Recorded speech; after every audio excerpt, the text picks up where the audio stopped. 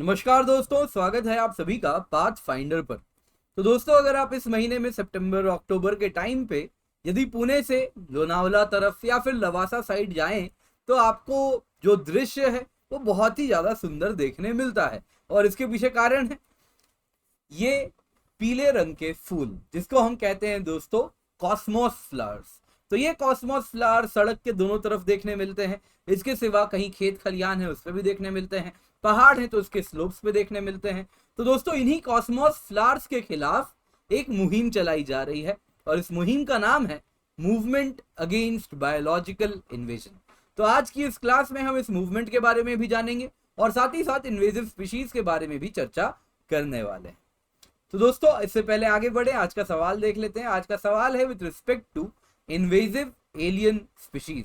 तो दो स्टेटमेंट दिए गए, आपसे पूछा जा रहा है कौन सा ट्रू है।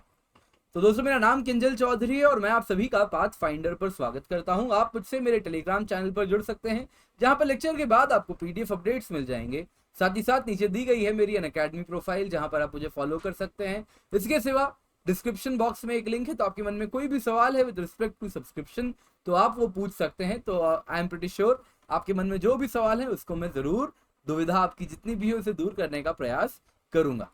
चलिए दोस्तों, आज की क्लास इसके साथ स्टार्ट करते हैं। तो दोस्तों, न्यूज में क्या है? न्यूज में है पुणे में रोड के किनारे येलो फ्लावर्स इस साल काफी ज्यादा देखने मिल रहे हैं और आप देख सकते हैं तो ये स्लोप्स में है और बहुत ही सुंदर दृश्य देखने मिलता है पुणे में।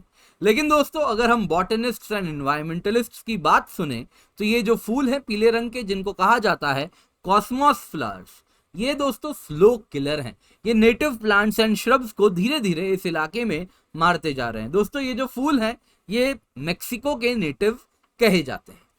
तो जो मूवमेंट है दोस्तों, इसका नाम है मूवमेंट अगेंस्ट बायोलॉजिकल इन्वेजन। इसको शुरू किया है बायोलॉजिस्ट डॉक्टर सचिन पुणेकर। ये अगरकर रिसर्च इंस्टीट्यूट में काम करते हैं और इन्होंने ही ये इनिशिएटिव स्टार्ट की है, MABI, movement against biological invasion. तो दोस्तों, अगर MABI देखें तो ये ग्रीन मूवमेंट है, जिसका उद्देश्य है कि जितने भी इन्वेजिव एलियन स्पीशीज हैं उनको धीरे धीरे करके सिस्टमेटिक तरीके से रूट आउट करके हटा दिया जाए भारत से।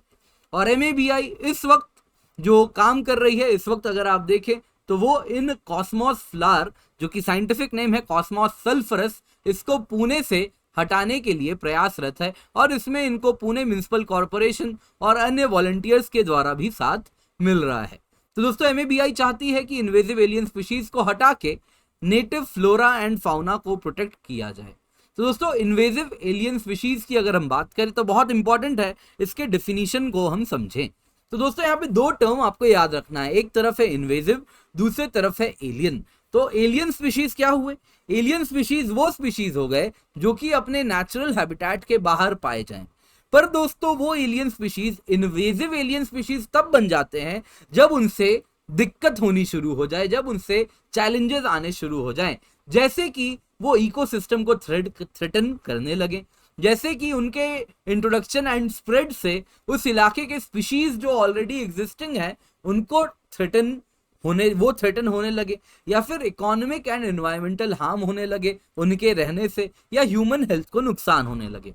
तो दोस्तों, अगर हम इन्वेजिव एलियन स्पीशीज के स्प्रेड की बात करें तो इसमें बहुत बड़ा रोल रहा है इंसानों का। तो ह्यूमंस की बात करें तो आप अगर देखें तो कोलोनाइजेशन के टाइम से ही तो कॉलोनियल वर्ल्ड में जब तेजी से शिप्स एंड स्टीम इंजन्स के थ्रू तेजी से ट्रांसपोर्टेशन एंड कम्यूटेशन बढ़ना शुरू हुआ, तो उस वक्त काफी इन्वेजिव एलियन स्पीशीज अलग अलग कॉन्टिनेंट्स में इंट्रोड्यूस किए गए। जैसे कि आप रैबिट की बात करें तो ये यूरोप से ऑस्ट्रेलिया वगैरह में लाए गए और वहां के ग्रासलैंड को बहुत तेजी से इन इन्वेजिव रैबिट्स ने डैमेज किया है। न्यूजीलैंड की बात करें तो न्यूजीलैंड की 50% ऑफ फ्लोरा इन्वेजिव स्पीशीज से बनी हुई है। अगेन दोस्तों, याद रखिएगा, मैं invasive species is not alien species. तो इन्वेजिव एलियन स्पीशीज अलग चीज है, एलियन स्पीशीज अलग चीज है। एलियन स्पीशीज बेचारी कोई भी स्पीशीज बस अगर अपने नेचुरल हैबिटेट के बाहर चले जाए तो एलियन है, लेकिन वो इन्वेजिव एलियन तब बन जाएगी जब उससे नुकसान हो। तो वैसे ही दोस्तों, आप अगर देखें तो ट्रांसपोर्टेशन से बहुत ज्यादा इन्वेजिव एलियन स्पीशीज दूर दूर तक फैले हैं। जैसे कि आप देख सकते हैं बर्ड्स वगैरह, अलग अलग कॉन्टिनेंट्स के बर्ड्स तेजी से वे ट्रांसपोर्टेशन मूव किए हैं, रैबिट्स की बात भी ऐसे ही है। वैसे ही शिप्स के साथ अलग अलग प्रकार के चूहे भी इस प्रकार से तेजी से मूव कर जाते हैं, क्रॉस कॉन्टिनेंट्स ये ट्रैवल करने में सक्षम हो जाते हैं। वैसे ही दोस्तों आप अगर देखें तो habitat disturbance and land use change से भी इन्वेजिव एलियन स्पीशीज एस्टैब्लिश हो पाते हैं। जैसे मान लीजिए कहीं पर कोई मछली किसी और कॉन्टिनेंट से हम लाके बसा दिए, लेकिन अब तक वो मछली तेजी से स्प्रेड नहीं कर रही थी। ये स्प्रेड तब करने लगी जब हम उस नदी के इकोसिस्टम को चेंज करने लगे। जैसे कि हो सकता है जंगल की बात करूं तो उसमें फॉरेस्ट फायर हो गया और कोई नई प्लांट अब तेजी से ग्रो करने लगी इस बदले हुए एनवायरनमेंट में।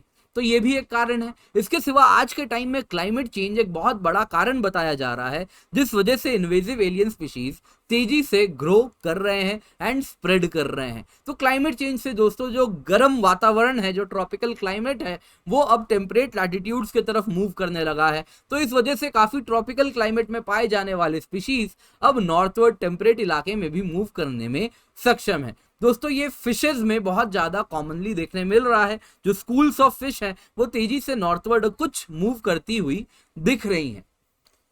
दोस्तों अब सवाल उठता है, क्या थ्रेट्स हैं इन्वेजिव एलियन स्पीशीज से? तो दोस्तों अगर हम थ्रेट्स की बात करें इन्वेजिव एलियन स्पीशीज से, तो ह्यूमन एनिमल हेल्थ को तो नुकसान होता ही है। ऐसा हो सकता है कोई इन्वेजिव एलियन स्पीशीज है जो कि जहरीली हो और उसको एनिमल लाइफ स्टॉक कंज्यूम कर जाए तो उनको नुकसान हो सकता है। वैसे ही ह्यूमंस को भी नुकसान हो सकता है। सबसे बड़ा डैमेज तो इंसानों में फूड सिक्योरिटी को लेके होता है। जैसे कि तिलापिया फिश की बात कर लें तो दोस्तों तिलापिया फिश को नाइल रिवर से लाके इंडिया में लाया गया था, और नाइल रिवर से इंडिया इनको इसलिए लाया गया था सो दैट फूड सिक्योरिटी में मददगार साबित हो। प्रोटीन, एनर्जी, मैल न्यूट्रिशन को की जो कमी है भारत में वो पूरी की जा सके। पर दोस्तों जल्दी ही तिलापिया फिश तेजी से भारत में ग्रो करने लगे और जो इंडियन इकोसिस्टम में पाए जाने वाले नेचुरल फिश हैं जैसे रोहू, कतला, इन सबको इन्होंने जल्दी ही थ्रेटन करना शुरू कर दिया। वैसे ही दोस्तों इन्वायरमेंटल कंसिक्वेंसेस होते हैं इन्वेजिव एलियन स्पीशीज से।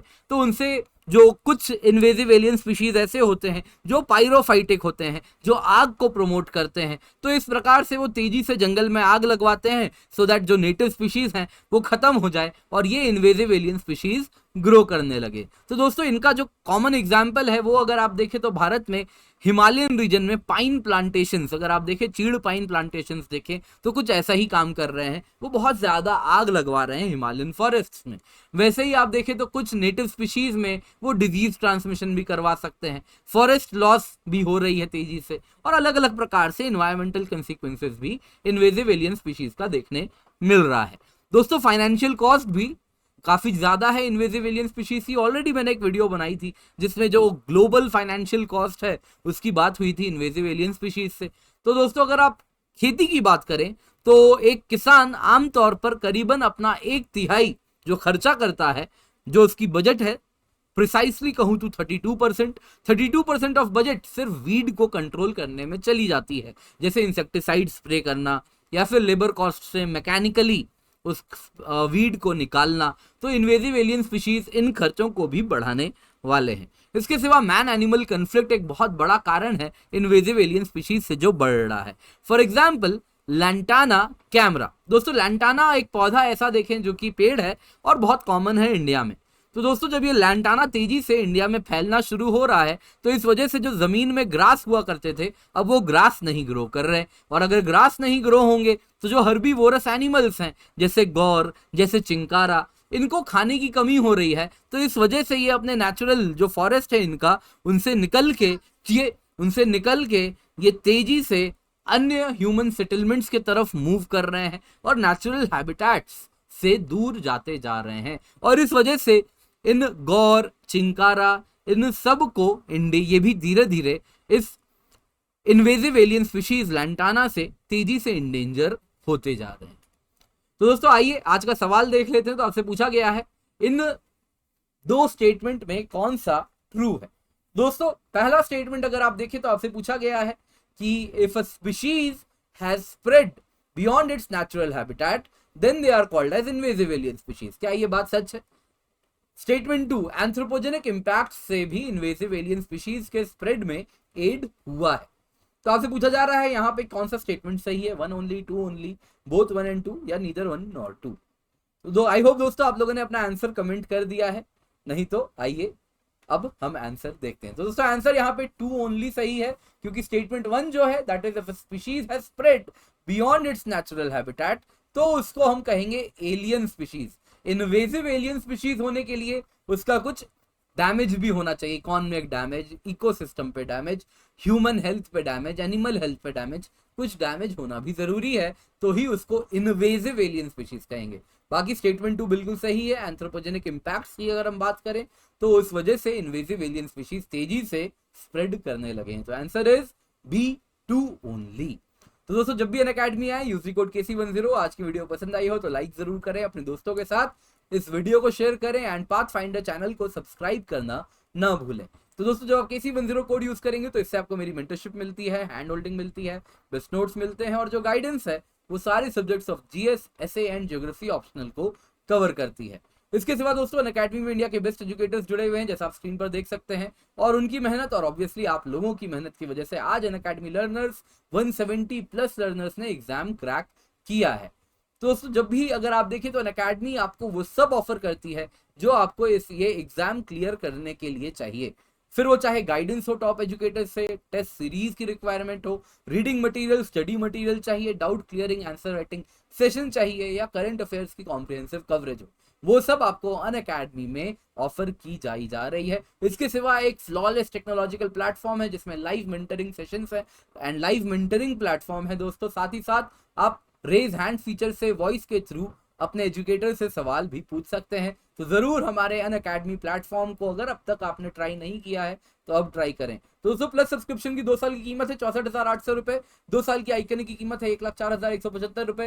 ये सारी कीमतें तब है जब आप KC10 कोड का इस्तेमाल कर रहे हैं। 1 साल की ऑप्शनल सब्सक्रिप्शन की कीमत है 24,750 रुपए on using the code KC10। इसके सिवा ऑप्शनल कार्निवाल है दोस्तों, 8 ऑप्शनल 21 अक्टूबर को स्टार्ट हुए हैं, 3 नए ऑप्शनल बैचेस आने वाले दिनों में स्टार्ट होंगे, ज्योग्राफी, सोशियोलॉजी एंड एग्रीकल्चर, तो इसका हिस्सा जरूर बन जाएं।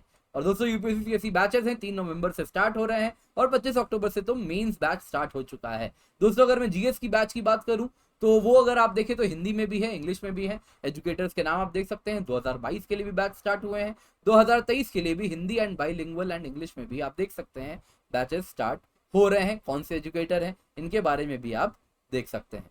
तो दोस्तों फ्री टेस्ट सीरीज भी हम ऑफर कर रहे हैं, इनका हिस्सा आप बन सकते हैं। तो जल्दी से जाएं अनअकैडमी सब्सक्रिप्शन लें using the code KC10। Thank you so much for joining, have a great day and let's crack it.